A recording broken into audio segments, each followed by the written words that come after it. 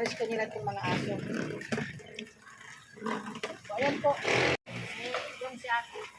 Oh, ako yan. Papakuha niya yan. So, ito po yung aso po no, na umakyat po sa pader. Ayan sila. Kawawa naman. So, ito po no, sobrang po niyang payat. Ito, sobrang payat sila. Kinausap po natin yung may-ari kung papayag ba siya na iparescue itong mga aso. So, ito na po no, bigyan natin sa kanila. Ito na. So, mababait ang po siya ng mga aso. No? Ilagay. Wala.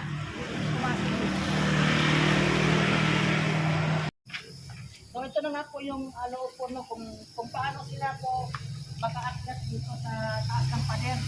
So, meron po yung pagpunong para makaakyat at makakain po sila. So, ito, pinaparescue na po yung apat. Basta yung dalawang aso ay hindi po na pinaparescue itong aso. Ito. So, ito po, madam, nabila po natin yung doon po na sponsor nyo sa mga aso na to. Ito po yung location po. No? Maraming salamat po. Ito po.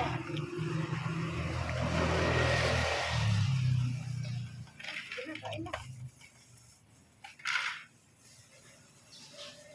Pag-away ha. Yung po ate, salamat po ate. Palayan mo kayo ng sila. Isip ko pa si Lia Borbon yung shelter. Shelter lang po, Lia Borbon. Makita mo yung ang mga aso.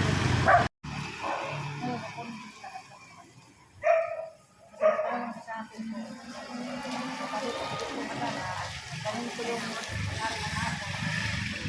So ngayon, nalaman ko na yung apat na information. Pati ako kasama. So ayan po mga, papakain na po natin sila.